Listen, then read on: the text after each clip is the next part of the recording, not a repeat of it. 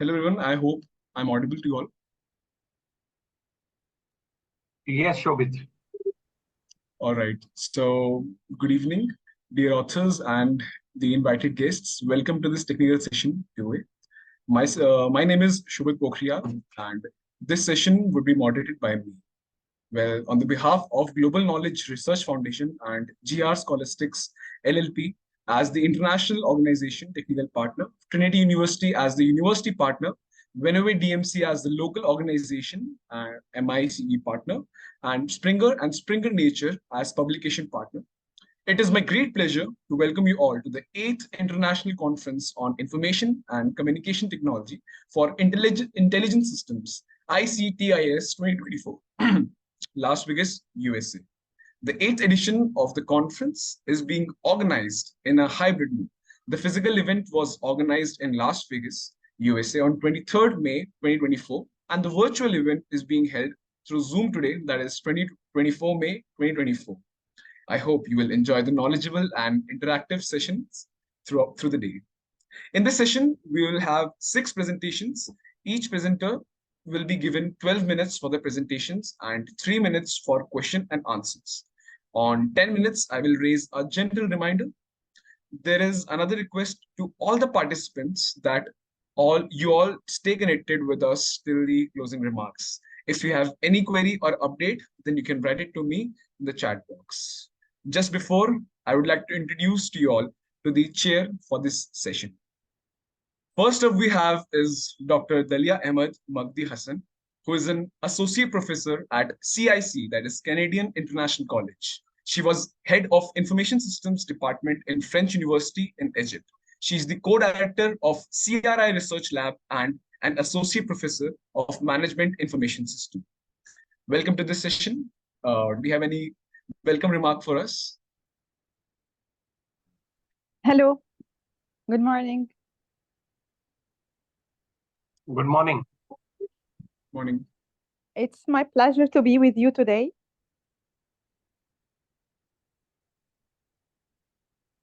Anything you would like to add, ma'am? No, thank you. Okay, welcome.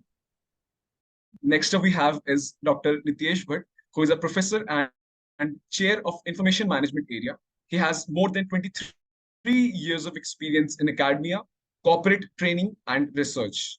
His academic research and interests are enterprise resource planning, ERP, digital commerce, e-governance, technology-enabled operations management, management information systems. Welcome, sir. Do you have some welcome remarks for us?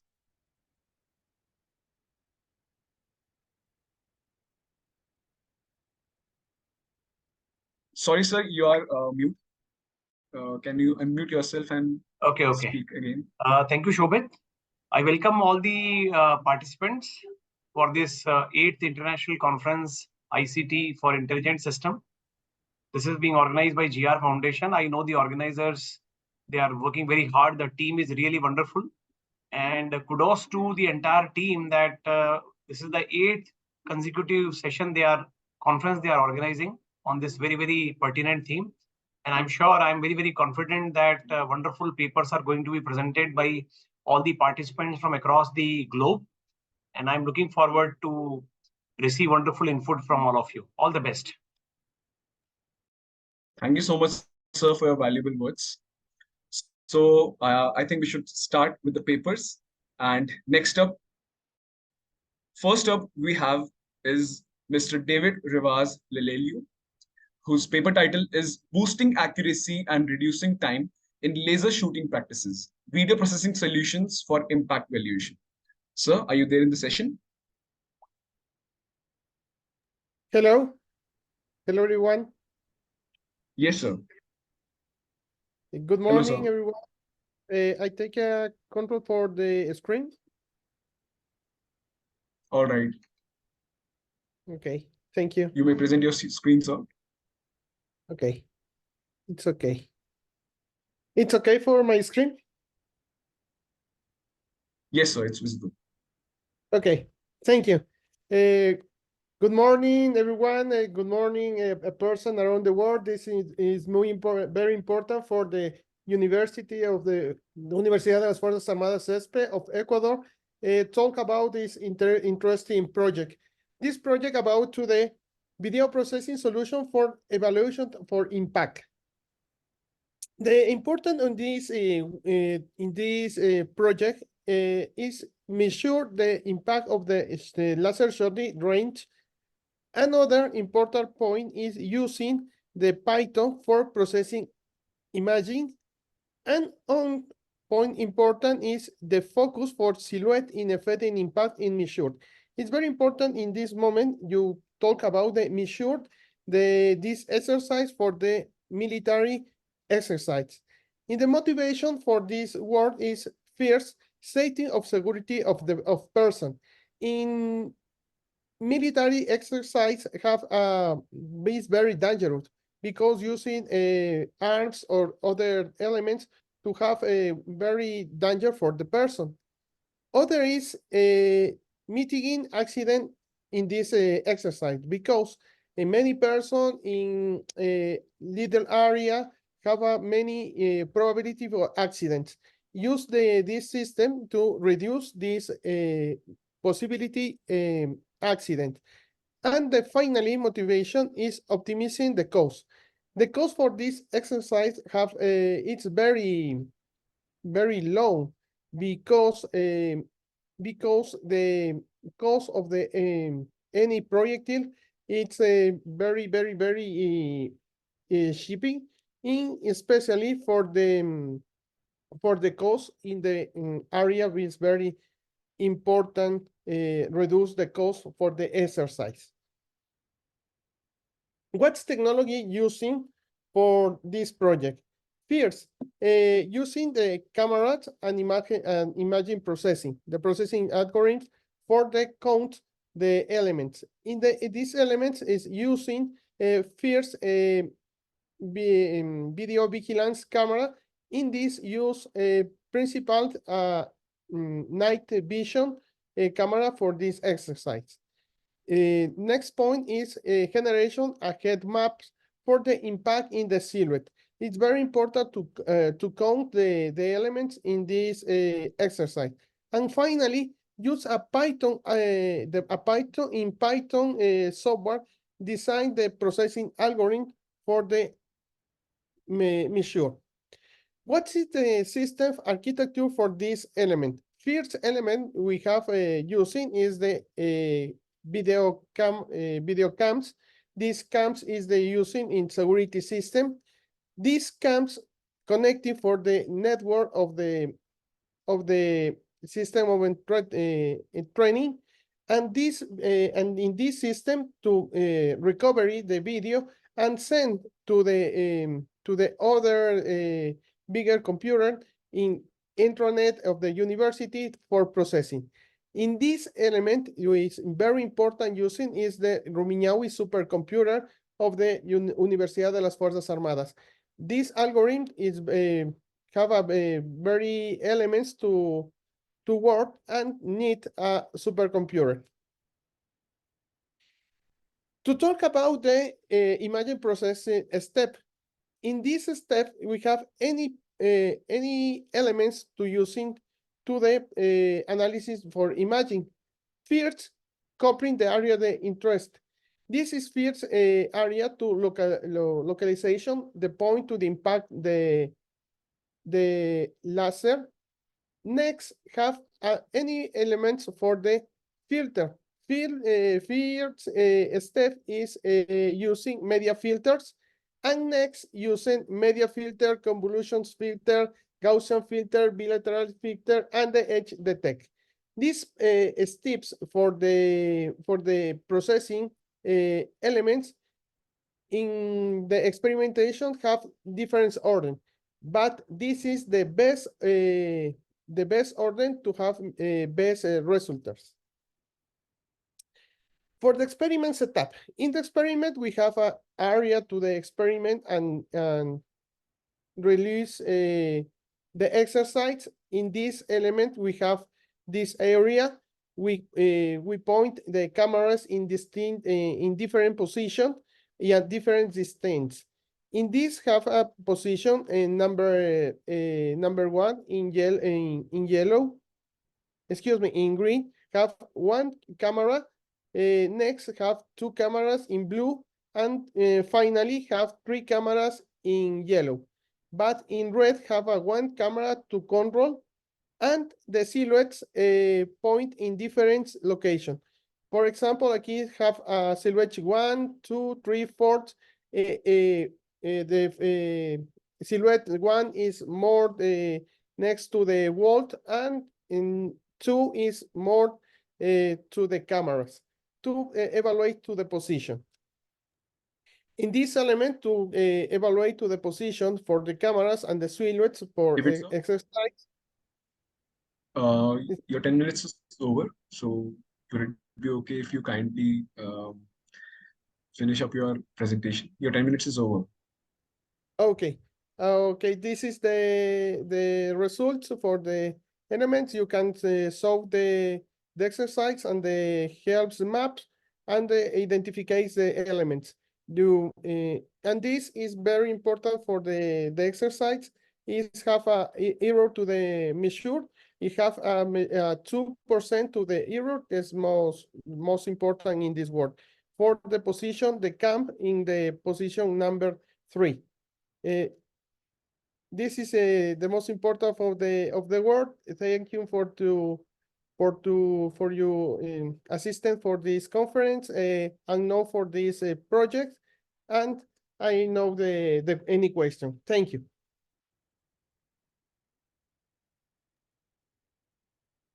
Madam, if you have any question, please. Actually, no, but I want to thank the researcher for his hard work. Thank you. I have a question. Please go to your previous slide where you showed the results. Excuse me, I don't understand. Go to the slides where the results are shown. Previous slide, previous to previous one. Yeah. Next one. Next, please. Yes. Maybe one more. One more, please. Right, please. Second last. Yeah. Can you go one more, please? This. No. This is Next, please. Next one. One more, please. One more. Yes, here. So when you say significant cost savings, how much is this cost saving? okay. Well, the cost is very important point in this project because for one exercise using other system, the military's cost is 1,000 for person. In the exercise have 8 person, but in this system using only 8 cameras for any exercise.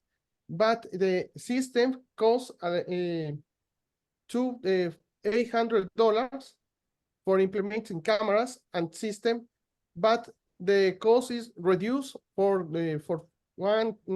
8 exercise. We have the cost of the system. Okay. The last word written is potential for a broader adoption. So what are the different use cases you see for its broader adoption? Where else? Okay. Where can we use it? Yeah, okay. This is system in Ecuador have a new technology for using in military scenarios. It's very important talk about the progressive use of the force in the military intervention. In adopt these standards of the recommendation for the training of the military personnel, because in this element, we can use any other measure. The principle is the time measure. For example, we have a possibility to measure the impact, for example, fear in the leg or in the I got in the this. hand, I got the this. other. Okay. David, I'm done. Thank you very much. All the best. Thank you, Walt. Thank you so much, David. Thank you. So next up we have is Ramadile Molitsane, who is going to present his paper on ICT instruction and access impediments on women from a disadvantaged urban community, a South African perspective. Sir, are you there in the session? Yes, sir. Let me share my screen. Yes, please. Is it visible? I beg your pardon. I'm not able to Is hear. is my screen visible? Not. Can I It's start? not visible. It's not visible as of now, sir. Please click on share screen. Share screen at the Yes, bottom. You can see green color. Yes, I'm there. I've clicked that green color. Oh, now my PC is freezing now. Shobit, what we can do is you can receive his PPT and run from your office, and maybe the next presenter can start this in order to save the time. Okay, come right. again, sir. I'm saying you can collect the PPT from him, the presenter, and it can be run from your office. And in the meantime, we can start the next presentation. Oh, okay, okay, sir. Shobit, if it is convenient. I will try, sir. Yes, no problem, sir. So in the background, you can just coordinate, and in the meantime, we can start with the next. Okay. All right. So Ramadile sir, you can wait for the next turn. Meanwhile, you can send your presentation to one of us, and meanwhile we can go with the next presenter. And after that, we'll gift you after this. Okay, It's no problem. I'll quickly send it to you. No problem. All right. So till then, let's go to the next presenter. So next up we have is Mr. Nelson Salgado Reyes, who is going to present his paper on importance of cybersecurity education to reduce risks in academic institutions. Sir, are you there in the session? Is he there in the session?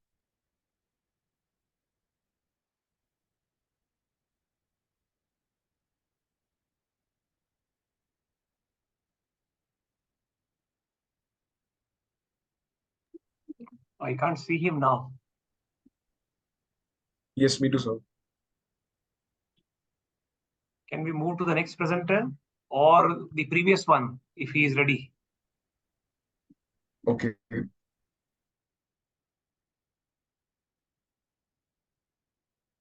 Ramadele sir, are you ready with your presentation? I emailed your my PowerPoint to you. I'm not sure whether you received it. Now you can, if you can share your presentation, kindly do. Can we? Yes, Okay, now.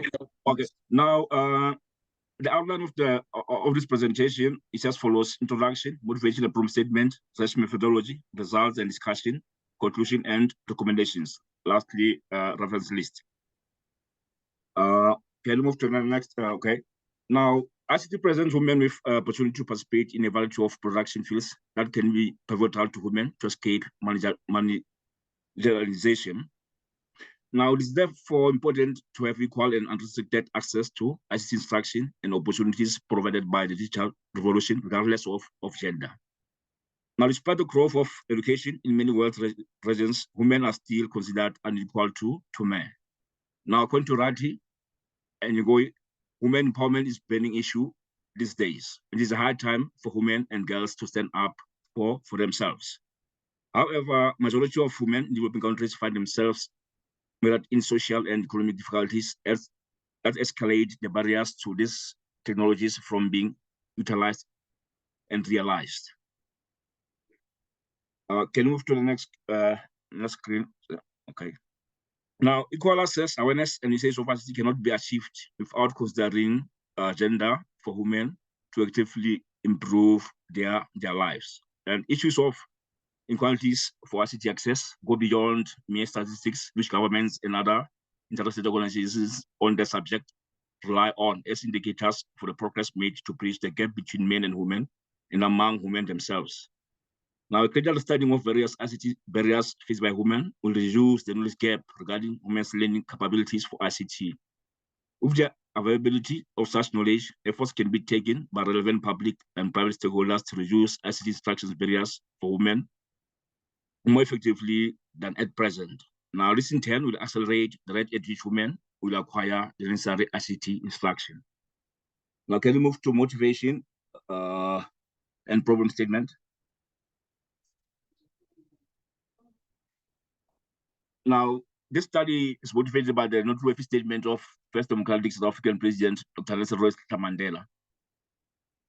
I quote, open quote, freedom cannot be achieved unless women have been emancipated from all forms of oppression, close quote.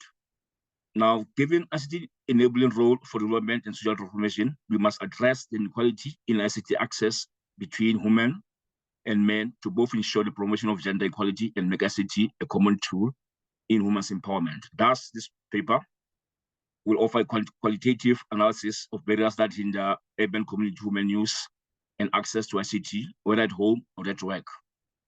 It further suggests a solution to deal with such problems where women are facing ICT barriers to access the instruction. Now, the methodology for this study is as follows. Purposeful sampling was used to select the participants, and the participants were women working at retail stores around local municipality. And all interviews were conducted using English language, and they lasted until no new information was captured. Now, a total number of 20 women participated in this study. Now, since the participants are people, now ethics were also considered, and this research was purely for academic purposes. Now, before the interviews, the purpose of the study was communicated with the participants and were assured of the confidentiality of the study. Now, interviews only started or commenced after the respondent has expressed willingness to participate. Now, the data for this study was analyzed using content analysis. Can move on to next slide, Chair.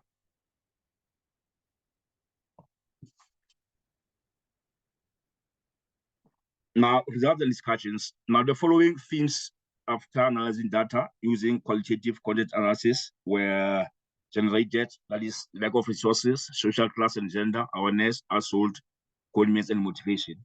Now, under lack of resources, data costs, limited bandwidth, tuition fees, and money to buy personal computer were identified as some of the barriers to ICT instruction and access. And one of the participants' responses was that absence of personal computer and home and internet access are the main limitations for her. And while participant 2 responded by saying money to buy personal computer or pay for internet data were main barriers.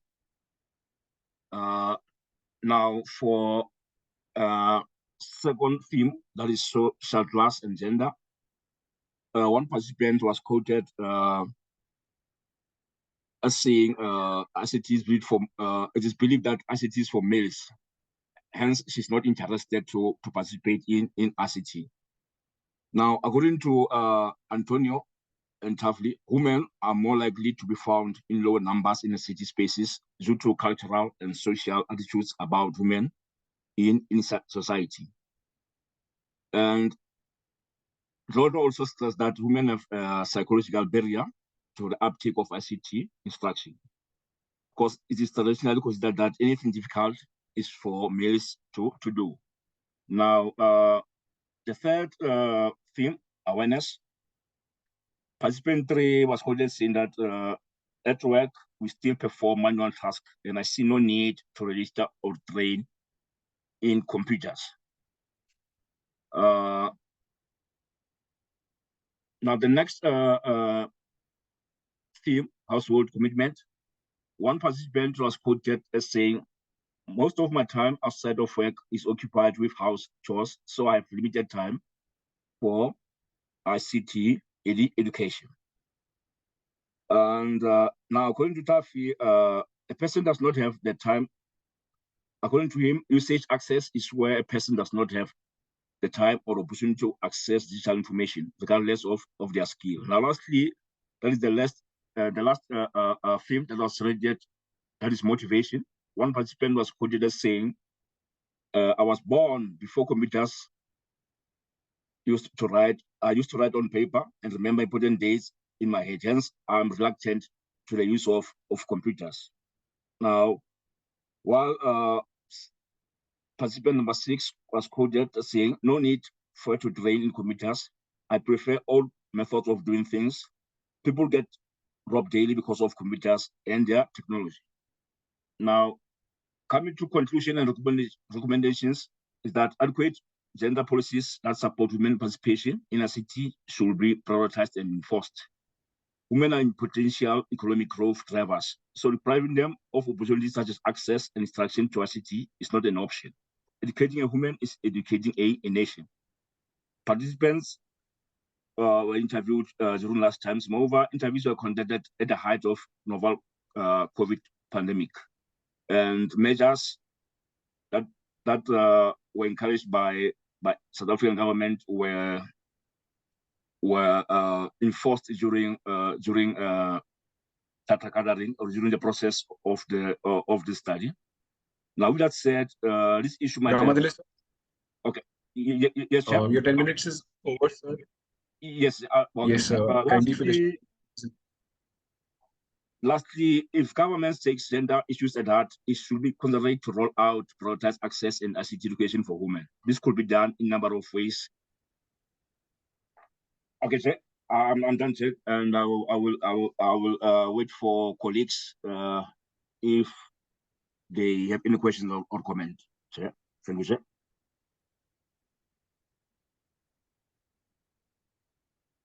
Session chairs, do you have any questions?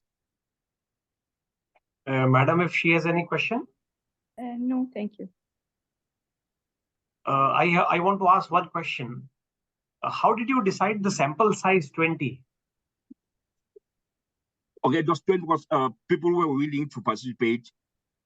It was 20. Although intention was to have more, but people who were willing to participate in the study, their number was 20. Okay, but can it be considered as scientific? Yes, because since it's a case study, because according to a case study design, even a single person can be participant, even a single person. It's a case study. One more quick answer I expect. This study was conducted in some place you mentioned, I forgot that. Can it be generalized? Can it be generalized for entire South Africa? No, it cannot be. Since the case study, no, it cannot be. Due to sample size and due to because a quantitative study. It's not it's a qualitative study. It cannot be generalized. Right. Thank you. All the best. Thank you, sir. Thank you so much, sir, for the presentation. Thank you, sir. So next up we have is Mr. Nelson Salgado Reyes, who is going to present his paper on importance of cybersecurity education to reduce risks in academic institutions. So are you there in the session? I can see you. Welcome, Mr. Nelson. Please go ahead. Yeah. Please present the screen, sir. Please change the article. One moment.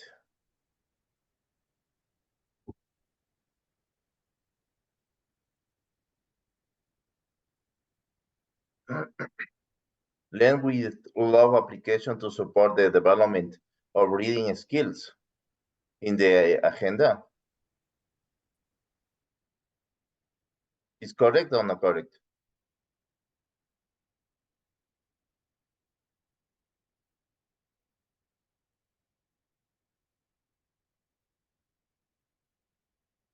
The items is abstracts, introduction, methodology, results, and conclusions. Abstract. The article explored the Learn with Love application as comprehensive support to the development of literature skilled people with Down syndrome. The application designed with an inclusive approach seek the prof and positive and personality education environment.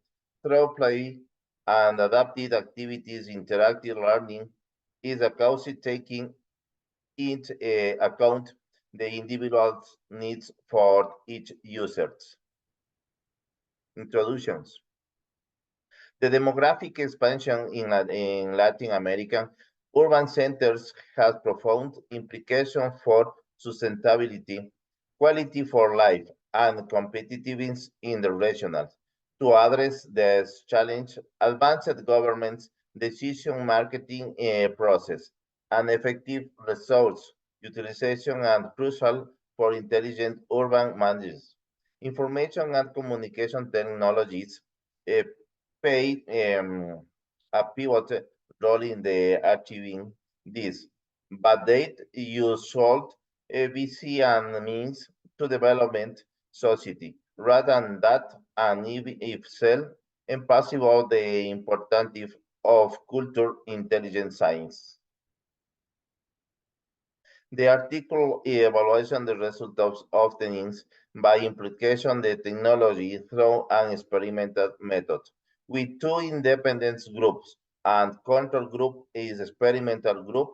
The objective was exhaustive and objectively test the efficacy of the application in development or reading with writing skills in people with Down syndrome. Methodology. Design the research is based on the experimental approach, adapting and design of independent groups made with of people with syndrome from Ecuador Down syndrome association in Quito. Did you leave the session? Shobit, we can wait a few minutes. All right.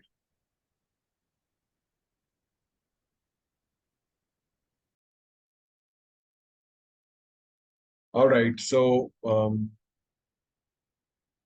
next up we have is Mr.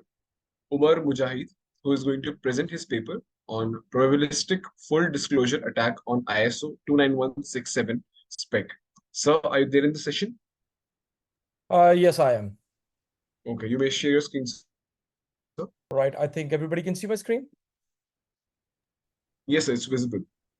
All right, thank you so much for giving me the opportunity to discuss our findings. My name is Dr. Umar Coker, and I'm assistant professor at Georgia Gwinnett College, Lawrenceville, Georgia. We are working on a project. It's ultra lightweight cryptography for radio frequency identification and IoTs.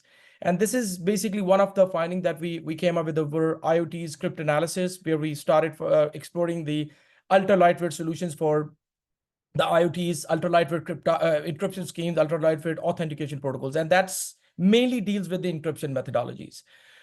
So I'm going to discuss mainly three things: introduction, just a quick introduction about IoTs and the SPEC algorithm, the SPEC encryption scheme, and just a quick idea about the family of ciphers and specifically the one which we're going to talk about. And lastly, the over findings, like what we have identified with the loophole vulnerability that we came up with for SPEC 3264. That's basically the block size of the data and the key size, which is 64 bits. So as I'm pretty much sure everybody is already familiar with the concept of Internet of Things, which is basically the system of interconnected or interrelated computing devices provided with unique identification and ability to transfer the data without human intervention. So IoTs, as you know, that it's a combination of a couple of embedded devices and a smart sensor. And with a smart sensor, I'm talking about mainly the devices which have the capability to sense, to collect the data, to capture the data, and after capturing the data, forward the data to the user, or for example, for development purposes or for analysis purposes. And this is just a layout of IoT architecture where we have divided different application on the application layer, which are the IoT application, where we are using those sensor data. And for communication, I put all the communication modules or the methodologies on the network layer. So what we're gonna work on, and what exactly our domain of research. So our domain of research is the communication between a sensor and the backend database or the backend servers. That's basically our domain of research. So for IoT's sensing layer, like this particular layer, where we have the sensors which will capture the data, and after capturing the data, they will forward the data to backend database. So this is basically the sensing layer. We call it sensing layer. On this particular sensing layer, to provide the secure communication and privacy, of course, and identification, ISO defined a standard 29161. That's the ISO standard. To compliance with the standard, there are 11 algorithms which have been defined, and based on their working principle, we have categorized them into three main cryptography schemes. One is symmetric, which I'm pretty much sure everybody is already familiar. Same keys for encryption and decryption. So we put 5 algorithms in symmetric category. In asymmetric cryptography, where we have public key and private key concept. And the last one, which is the minimalist cryptography, ultra lightweight cryptography, we're going to term it ultra lightweight cryptography, where we use the the linear functions, typically the non-linear primitives, extremely lightweight primitive, XOR, salmon, and one of the primitive which we identified the vulnerability for, that is spec. So we're going to focus on this one, where we will deal with the ultra lightweight IoTs, Internet of Things, specifically the sensors, using the spec encryption methodology. The spec is basically it's a cipher feasible structure. So we will be working on that, and we have identified a vulnerability of spec with the low cost 32-bit and 64-bit data block size. So we're going to present that model. This is just a basic introduction of spec family cipher, where we can change. We have different size of the keys and different size of block. Block means that is over actual plain text, the original data. And the key is the one which is going to use to encrypt the data. And that's again the mathematical value. These are some of the description. So mainly, there are 2 different types of rotation functions that have been used in the spec algorithm. One is alpha, we name it alpha, where we have the 7 iterations of the rotation, while in beta we are using 2 bits of rotation, like 2 iterations of the rotation function. And depending on the key size, when you increase the key size and the block size, automatically the rotation would be increased, but the maximum number of rotations are 8. The rounds are 22, and each round, I'm going to show you a conceptual diagram of the round in a bit, where there are 20 rounds involved, where every round involves 7 rotations for alpha, and beta 2 rotations of the beta function for all using the specified key. So these are the primitives which have been used extensively in the spec algorithm. Exclusive OR, as you know, this is one of the most fundamental trait of the symmetric encryption algorithm. In spec algorithm, the modulo 2 addition have also been used, and there are 2 types of rotations that have been used. One is the left rotation, where bits will be rotated based on the key from left to right. And second, circular right rotation, where keys would be rotated, like for example, if I want to circularly rotate X, a specific function. So based on my key, I will rotate number of bits on the right side to left side. So that's basically the major difference between these 2 rotations. This is basically the structure of the round function, which I have talked about. We got 22 rounds. This is structure of a feasible cipher structure, a simple conceptual diagram for a round function. So the first equation that represent the round function, like when we do when we apply the round, and there are of course 22 rounds that we have focused on, because we have targeted the low cost 32-bit, 64-bit spec. In fact, for ultra low cost system, where we have a cap of 4,000 gate equivalents specified by ISO to comply with the standard of ISO. So this is this S function, that is the rotation function, -a, that's the left rotation, and this is basically the right rotation. So what's going to happen if you have a specific bit, X bit, it will be firstly rotated, left rotated based on the key, which we have already provided, a unique secret key, then modulo 2 addition, and then the same key, we will take an XOR with that, and then this particular key will be added with the right rotated exclusive OR value of that. So these are basically the way how we're gonna shuffle or jumble up the bits. And this is on the receiving end when we will undo the round function to extract the ID out of the plain text messages. This is key scheduling for after every session, the key would be updated. We're gonna update the key. Again, there would be a round function, there would be a rotation function involved, and li plus m. This represents the word size of a key, the keyword size, which will be updated after every iteration. So there would be like every message or every ID, you can say, if you are transmitting the ID, it would be randomized. So there would be the spec algorithm has ensured that there should be a significant level of randomness rather than leaving footprints because of the staticness nature. So what we have done, so that was just a basic introduction of spec. So what we have done, so we have basically identified it offers a very weak confusion and diffusion properties because they have extensively involved the linear functions, specifically the triangular function I'm talking about, exclusive OR, and the rotation functions. Single rotation function are proven very weak primitive functions. So since, as I already mentioned, we are working on ultra lightweight mutual authentication protocol, but this is basically the communication, not authentication protocol. So one of the cryptanalysis method, which is called Tango cryptanalysis model, which have been extensively used for structural testing of the mutual authentication protocol, specifically for lightweight protocols, lightweight encryption schemes. So we have also used Tango cryptanalysis that we have modified for spec. And in the traditional Tango cryptanalysis, there are mainly two steps. The first step is the good approximation equation. What is good approximation equation? So for example, let's say if two entities, let's say reader and the tag, sender and receiver, receiver, or you can call it reader. If reader want to authenticate the tag, or you can say the sender, so there would be a handshake between them. So what happens in the good approximation equation, for every session, there might be like 5, 6, 7, or 8 the handshake messages. So in the traditional Tango attack, for testing purposes, we capture all the messages, generate and create a relationship between all these public messages, and come up with a good approximation where we are getting the staticness. So that would basically lead toward the good approximation equation. And after good approximation equation, we use the Tango primitive, a Tango function, in order to extract the plain text message. So in this method, because we don't have too many messages, because ID would be integrated in the plain text message, let's say for identification purpose. So there would be only one message exchange. Whenever a sensor will send a message, there would be a plain text message like sensor has identified, let's say temperature is 52 Fahrenheit, for example, like an emergency or something like that. So what it's going to do, it's going to sense the temperature or whatever the reading is and forward it with the ID. So ID and original information would be forwarded into one message. So there is no room for the good approximation equation. So this is what we have done. We removed the good approximation equation, and we have tried to identify, because there was an inherent weakness of non-triangular functions. So we have used the plain text. We use the plain text and ran it for multiple iterations using the Tango Tango constant. We found that ID or the plain text can be retrieved with the plain text, with the ciphertext message without knowing the key.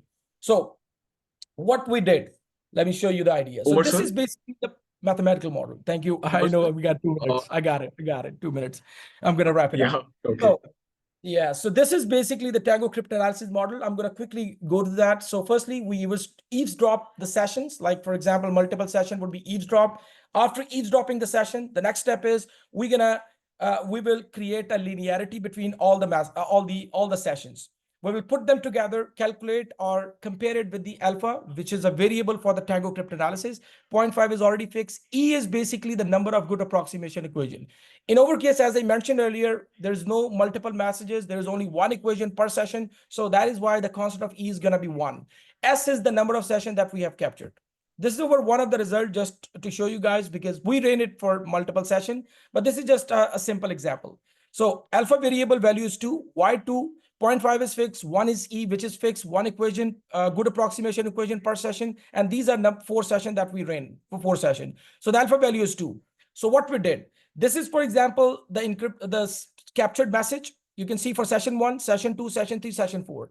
If the number of ones are less than or equal to this alpha, then the value is going to be 1. If the number of sessions are less than 2, in our case 2, then the value is going to be 0. So you guys can see here for this session, I mean, if you take all these sessions, number of ones are 2. So what we did, we substituted with 1. And in this example, in the next session, if you see, if you compare end to end, so you can see here there's only 1, so we just substituted 1. This is basically the structural analysis of the Tango method. So what we did, we have estimated this ID. We ran this method for 230 sessions, and after 230 sessions, the result becomes stagnant. So we have successfully recovered 23 bits out of the 32 bits of the system. Like, so for the key, we have recovered the 23 bits. So approximately our success rate is 72% with the spec algorithm.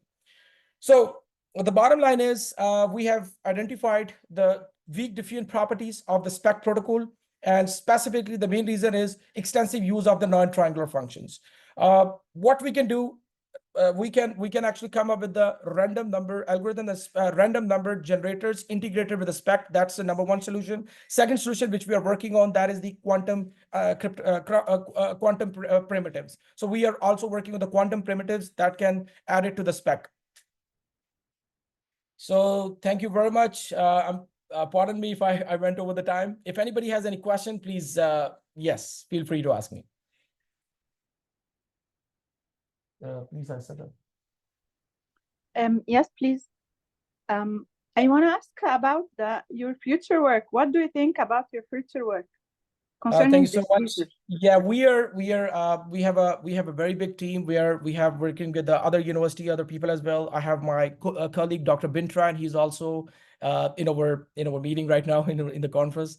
So what we are doing, we are working on the quantum primitives. So for this particular protocol, we are integrating the quantum primitives rather than using the non-triangular functions in order to integrate. Number 1. Second is the non-triangular primitives. Like, the better the primitives are, it's going to be very hard to have some footprints, having some static nature, because this protocol right now it's leaving some footprint because of the staticness. So 1 is the quantum primitives that we are working on. Second is the non-triangular primitives that we are working on.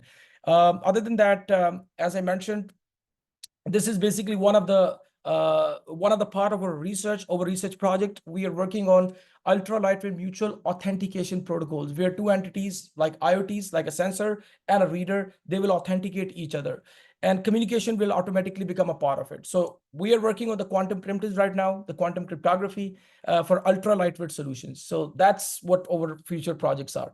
So if anybody would be interested in working with us, I'll leave my email address in the chat. If anybody wanna shoot me an email, we'll love to have you. Thank you very much for your clarification. Thank you. Thank you.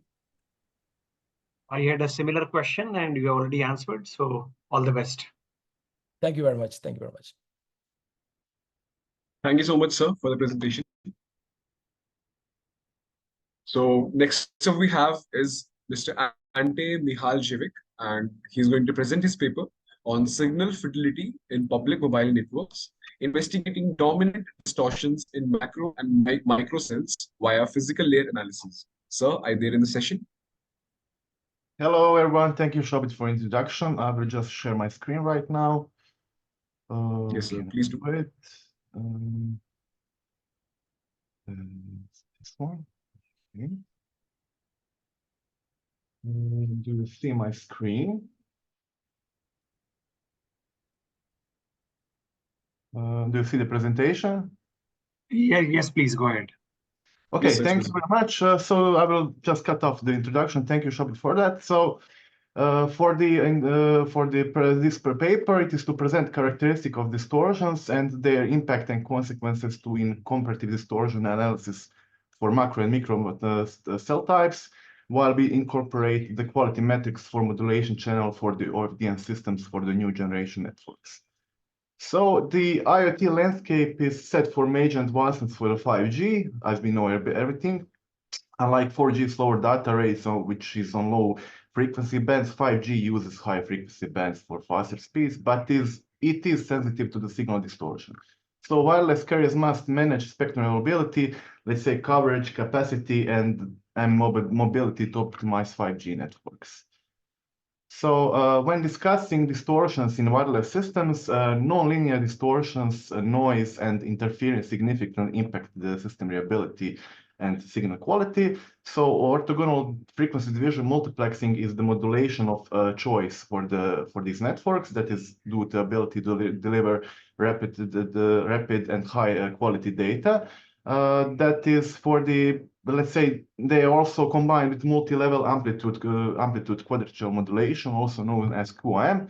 However, let's say OFDM is suffering from two major imperfections. That is carrier frequency offset, which is disrupting orthogonality and causing inter-carrier interference, ECI, and also the second major imperfection is a peak-to-average power ratio, which is inherent even in ideal OFDM signals. So concerning Popper, symbols with a large peak may enter the negative region of the high power amplifier. So the high Popper of LVDM symbol represents a significant challenge for HPA, potentially causing spectrum beyond the limits of spectral occupancy mask. While Popper and CFO are not direct causes of co-channel or adjacent channel interference, they indirectly affect signal-to-noise ratio, intensifying error vector magnitude that is also comprehensive metric assessing the collective impacts of multiple impairments. Macro cells are using massive MIMO technology, as we know, for the coverage area, but small cells, we also often think about femto, pico, and micro cells. They provide higher capacity in a limited coverage area. So for, let's say, for micro is like indoors, but identifying and analyzing predominant signal distortion in these cells are crucial for mitigating performance degradation. Significant distortion can vary across cells due to various factors. So to effectively mitigate system performance degradation, it is crucial to identify and analyze the predominant type of the dominant signal distortion. So that I mean for the wireless communication cells, of course. This will allow cellular operators to implement reduction techniques efficiently at the physical layer. So that is noteworthy that significant distortion may vary across cells due very much various influencing factors. In evaluating the quality of modulation channel, we typically consider amplitude or phase distortion of its transfer function, which can arise from various sources. So these sources include linear additive noise or non-linear distortion with the communication channel. While addressing linear distortion, let's say through equalization and amplification techniques can be, I mean, in real world scenarios, is most dominant. But often everything lies with the realm of nonlinear distortions, which is let's say, nonlinear distortions besides interference and noise. I mean, in this section, I will just highlight commonly observed nonlinear distortions, but particularly which is pertinent for the new generation networks. These networks often necessitate HPA to operate near the saturation zone, as is shown here on the figure. This is due to the presence of a large number of antenna blocks and high values of Popper. Key indicators often let's say, include compression of amplitude and phase, as well as percentage of the third order intermodulation products. So intermodulation products, I will just say they're really significant than the second order in modulation product. That is because it's closer to the original signal that is, let's say, causing greater interference and signal quality decline. All right, and also I will just straightforward to the interference and noise. So also with nonlinear distortion, interference and noise are inevitable in cellular networks. In new generation networks, interference is categorized as intracell or intercell. So intracell interference affects communication within the same cell, while intercell, let's say, occurs between adjacent cells. But it is also influenced by specific scenarios or, let's say, population densities. But for the orthogonal frequency division multiplexing, it is, let's say, minimized intracell interference. That is because of the subcarrier orthogonality. However, intercellular cellular interference becomes problematic with deployment of smaller power base stations. That is, let's say, in macro coverage. So that is particularly known as a public networks because of high user density. So co-channel interference also significantly impacts performance, which can, let's say, make a regrowth to the adjacent channel and making the interference. Addressing inter-symbol interference is also crucial. So resulting from the imperfections to the end-to-end transmission of the same, let's say, binary channel, binary channel, of course. This includes considerations such as multiple fading, which is depending on the adequacy of the length of the cyclic prefix, which is, let's say, length relative to the channel time dispersion. So moreover, factors like CFO and Popper significantly contribute to the, let's say, to the IC degradation that is limited by interference, but also, let's say, affected by the, IC degradation. So as we go to the millimeter wave bands, the communication channel is not all limited by by only interference. It is also limited by the thermal noise. So that is represented by additive white Gaussian noise, and that is atmospheric ducting that can exacerbate this impact. So that is also impacting the signal to interference and plus noise ratio in the uplink and the downlink processes of the base station. So we know as a higher frequency will be experience increased attenuation due to these effects. In the cross-layer approach, so understanding the physical area communication channel is also essential. Distortion degrades the bit error rate. So that is a key quality and means when we make some network or some testings that is also used for evaluating and enhancing macro and micro cell communication systems. For the 5G, mobile devices periodically report signal to interference plus noise ratio. That is also estimation with channel quality indicators. So EVM assesses modulation quality, particularly for MQIM, but is indicating the difference between ideal and, let's say, reference or actual symbol vectors in the IQ plane, of course. The eye diagram also is another essential tool for assessing signal quality in digital communication channels. So in phase and quadrature phase closures of the eye diagram can tell us how our system is good or not. So that is measured to performance against noise and or other impairments. A more open eye diagram, as shown in the figure, will show us better channel performance, so that we can use oscilloscope to make eye diagram. For mobile network operators, so accurately determining whether network performance of macro or micro cells is limited by interference or distortion. Let's say macro cells typically cover, let's say, significant number of users. That is serving, let's say, within the small cells, of course. But in microcell, the short distance between transmitter and receiver will result in smaller delay spread. And effectively, that is, let's say, preventing the, the inter-symbol interference. So that is when combined with OFDM and cyclic prefix. So that combination will contribute to the effectiveness of, let's say, microcells for maintaining communication quality. In practical scenarios, urban or non-urban macrocells are more prone to the geometric path loss compared to the microcells. That is due to multiple fading, which is also inevitable in some scenarios, and their, let's say, coverage areas that they can degrade overall performance. So geometric path loss, let's say, in macrocell will be considered to remain flat, let's say, in the proximity of microcells which are shown on the figure. So a significant source of interference in microcells or small cells in general will arise from the macrocells due to faster increase in the path loss for the distance of, say, microcell.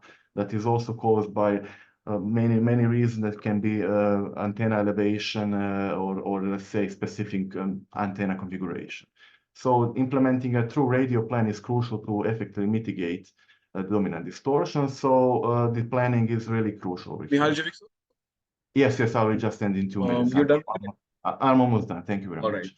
Right. In both macro and micro cells, as well other type of small cells, adjacent channel can impact a significant, let's say, that is also primarily caused by nonlinear distortion. So let's say, however, microcells are, let's say, more susceptible to the ACI than CCI compared to the picocells or to the femtocells. So that is attributed to the deployment in controlled indoor environments with a smaller number of users. So high Popper and CFO values can indirectly influence ACI. That is because of the nonlinear characteristics of the HPI. So my research has shown that demonstrated that employing Popper reduction techniques like clipping, selective mapping, coding can effectively mitigate ACI. That is also improving EVM and also maintaining clear eye on the eye diagram. So considering bit error rate, that is also, as I said, ultimate indicator parameter for the network performance, but it will underscore the necessity of adopting comprehensive strategy. So that is, let's say, approach that for the interference mitigation and signal quality enhancements for the distortion management to, let's say, keep the peak performance. So for the conclusion, it is over here is shown that just a comprehensive analysis of dominant signal distortions in new generation networks. That is also, let's say, focus on the micro and macro cells at the physical layer. So the impact of modulation channel quality, let's say, varies for each cells, which is shown. That is also influenced by factors as network design, deployment scenarios, and of course, and the frequency planning. Accurate assessment and mitigation of any type distortion can be achieved through, let's say, simple bit error results, so that results can serve indicators of network performance. Insights can be projected on the straightforward, let's say, straightforward metric tools, which I said, that is EVM and eye diagram. So these tools are also available for mobile networks operators, providing, let's say, crucial information for the research and assessment of modulation channel, let's say, for the parameter in the case of distortion for the macro and micro cells. Okay, I hope I was just in time. Thank you very much for your attention. I'm ready for questions if there are any. Okay, oh, sorry, just, okay. Yes, any questions, please? I want to ask one question. Of course, yes. In the result part, you mentioned that the outcome can be utilized by the network operators, telecom operators, for research purpose and so. That's correct. I'm just, for my PhD, I'm doing on the model which we can use simple bare results to, let's say, mitigate, let's say. So yes. I have a specific question. Okay, tell me. With the result and methodology, whatever you have done, have you approached any network operator, telecom operator? No, this is just, let's say, straightforward research. It is not yet used, but I will make, let's say, some diagram that can be used for, let's say, for the, I mean, network operators are using eye diagram for the communication channel. That's true. But also there will be models that can mitigate, let's say, expensive tech like VSA, which is vector signal analyzer. So this is just, let's say, the insight which can be done, but better result is just, let's say, metric for all of this. No, why I'm asking is there may be two benefits, or one benefit you will get. Either one option is that they may adopt your model. That is a wonderful scenario. But even if they don't accept it, they may give you some suggestion which will help you to improve your algorithm. Okay. Yeah. So either accepting it in the current form, and if not, then they may give you some suggestion which will help you to improve your methodology. Yes, I mean, there is auto methodology that they are using, but let's say this can be improved. Yes, yes. All the best. All the best. Thank you very much. Thank you very much. Thank you, Shobit. Thank you so much, sir, for the presentation.